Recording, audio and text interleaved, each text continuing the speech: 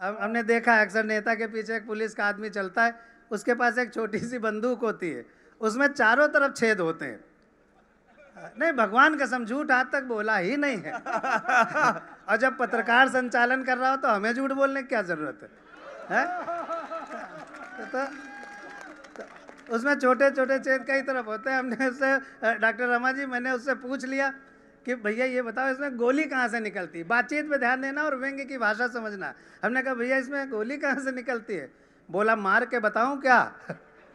तब हमने जो जवाब दिया उस पर आपकी तालियां उठे। हमने कहा नहीं नहीं नहीं, आप नेताजी के लिए रखे गए हैं। बहुत बढ़िया, क्या बात है।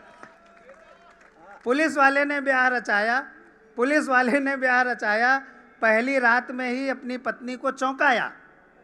पुलिस वाले ने ब्याह रचाया, अभी राजेश पांडे जी यहाँ पर बोल रहे थे, आईपीएस थे। पुलिस वाले ने ब्याह रचाया, पहली रात में ही पत्नी को चौंकाया, बोला 100 रुपए लाओ। बोला 100 रुपए लाओ, ताली उठाओ, बोले 100 रुपए लाओ, वरना पहली रात गोमती नगर थाने में बिताओ। वरना पहली रात गोमती नगर थाने में बिताओ। अरे मैं तो 20 ही मांग रहा हूँ अजहर इकबाल साहब, अरे मैं तो 20 ही मांग रहा हूँ, अभी इंस्पेक्टर साहब आएंगे, 1000 से कम में नहीं जाएंगे। जहाँ ये नेता होते हैं, पुलिस होती है, वहाँ वकील की जरूरत पड़ती है। सामने हमारे दोस्त वकील साहब बैठे हैं, उनको समर्पित करता हूँ। वकील साहब ने पहली रात में ही गीता उठाई। वकील साहब ने, मुझको खुद भी हंसी आती जब ये सुनाता हूँ, वकील साहब ने पहली रात में ही गीता उठाई, पत्नी की ओर बढ़ाई, बोले कहो, बोले कहो, भगवान को साक्षी मानकर कहूँगी, जो कहूँगी सच कहूँगी, सच के सिवा कुछ नहीं कहूँगी। पत्नी ने सच बता दिया, सवेरे वकील ने तलाक दिला दिया। पत्नी ने सच बता। जब इन तीनों लोगों की हमने सुना दी तो इन तीनों ने हमें पकड़ा, बोले बहुत बड़े कवि बनते हो, कवि की भी पहली रात बताओ। तो मजबूरी में कवि की पहली रात बतानी पड़ी। एक बार ताली बजा दीजिए, मजबूर कवि पहली रात बताता है। एक कवि ने शादी रचाई, एक कवि ने शादी रचाई, अपनी पत्नी ससुराल से अपने घर मंगाई।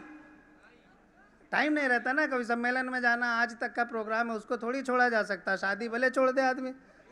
हाँ, आज मैं एक शादी में ही जा रहा हूँ इस प्रोग्राम को छोड़ के, क्योंकि मैं वहाँ फूफा हूँ। हाँ।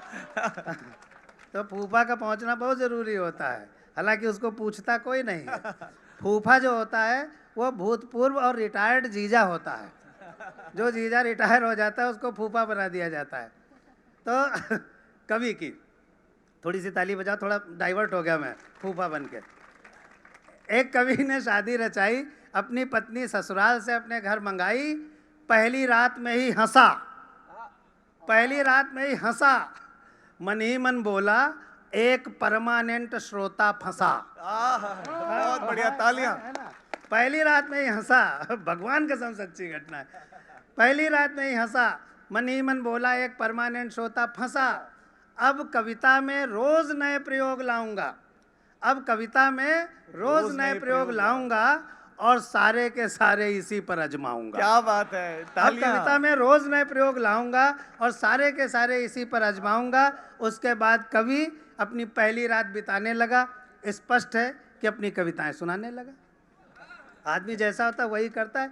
अपनी कविताएं सुनाने लगा।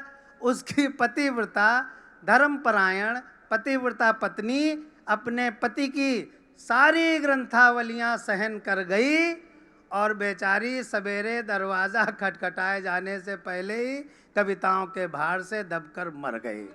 बहुत बहुत धन्यवाद।